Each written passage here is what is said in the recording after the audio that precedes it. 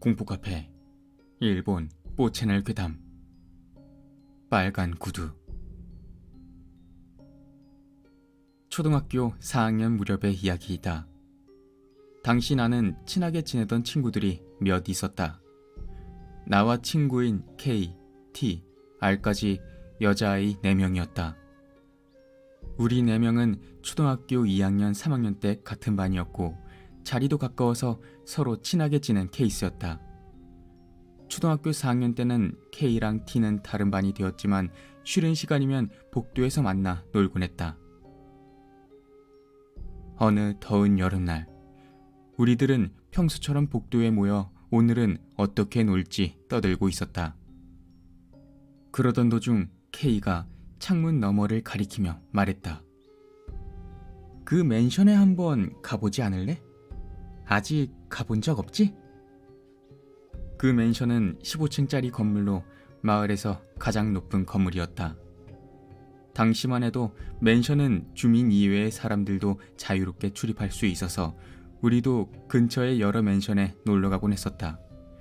하지만 그 높은 맨션은 조금 먼 데다 아는 사람이라곤 한 명도 살지 않았기 때문에 조금 접근하기 어려운 곳이었다. 그런데 K의 말을 듣고 R이 말했다. 거기는 안 돼. 왠지 의미심장한 말에 K는 어째서? 라고 물었다. 잘 모르겠지만 거기 가면 안 된다고 부모님이 그랬어. R은 그렇게 말했다. 나는 그게 무척 신경 쓰여서 뭐야 그게, 가보자, 신경 쓰이잖아. 그렇게 말하고는 친구들을 부추겼다. 그러자 R은 나는 먼저 갈게, 미안해 라고 말하고는 먼저 가버렸다. T는 R이 먼저 돌아간 것이 걱정이 됐는지 결국 나와 K만 맨션에 가기로 했다. 그 맨션까지는 학교에서 3km 정도였을까? 조금 멀어서 도착할 무렵에는 완전히 녹초가 되어 있었다. 그날은 비가 내린 뒤 날이 개어서 아스팔트와 빗물이 섞인 이상한 냄새가 주변에 자욱했다. 언제나 맨션을 탐험할 때는 계단으로 맨 위층까지 걸어갔지만 그날은 너무 지쳤기 때문에 엘리베이터를 타고 올라가기로 했다. 그렇지만 K가 많이 지쳤는지 조금 쉬자고 말을 해서 탐험 전에 엘리베이터가 있는 로비에 앉아 쉬기로 했다. 쉬면서 10분 정도를 학교 이야기나 여러 가지 이야기를 하고 있는 사이 2개 있는 엘리베이터 중 하나가 1층에 내려왔다. 눈앞에서 엘리베이터가 열렸지만 아무도 나오지 않았다. 뭐라? 하고 생각해서 안을 보았더니 새빨간 여자 구두가 엘리베이터 안에 가지런히 놓여져 있었다. 사람은 아무도 없었다. 나는 K를 불러서 그 빨간 구두를 보여주려고 했지만 K가 오자 구두는 흔적도 없이 사라져 있었다. 방금 전까지 있었는데? 이상하다고 생각하면서도 우리는 둘이서 그 엘리베이터를 타고 15층까지 가기로 했다. 하지만 그 엘리베이터는 1층, 3층, 5층, 8층, 11층, 14층만 운행을 해서 그 외 층에 가려면 가까운 층에서 내려 계단으로 걸어가야만 했다. 우리는 14층으로 가서 걸어 올라가기로 했다. 엘리베이터가 5층을 지나갈 무렵 엘리베이터의 유리창 너머 아까 그 빨간 구두가 보였다. 나는 아까 전에 그 구두야 라고 말했을 때는 이미 5층을 완전히 지났을 때였다. K는 무슨 소리야? 라고 물었다. 나는 조금 전에 1층에서 봤던 빨간 구두가 5층에 있었어. 라고 말했다. 하지만 K는 내가 무슨 소리를 하는 것인지 잘 모르겠다는 그런 반응이었다. 나는 왠지 걱정이 돼서 8층의 버튼을 눌렀다. 5층까지 내려가서 확인하려고 했던 것이다. 나는 K에게 먼저 올라가서 기다리고 있어. 그렇게 말하고는 8층에서 내렸다. 8층의 홀에는 아무것도 없었다. 나는 7층, 6층으로 계속 내려갔다. 그리고 5층. 아무리 찾아도 그 빨간 구도는 없었다. 도대체 아까 그건 뭐였을까라고 생각하면서 나는 5층에서 엘리베이터의 오른 버튼을 눌렀다. 반대쪽의 엘리베이터는 14층에 도착했음을 표시하고 있었다. 나는 K가 이미 도착한 것이라 생각하자 마음이 급해졌다. 그리고 엘리베이터가 5층에 도착해서 문이 열렸다. 그 순간 나는 으악하고 소리를 지를 수밖에 없었다. 그 새빨간 구두가 가지런히 놓여 있었던 것이다.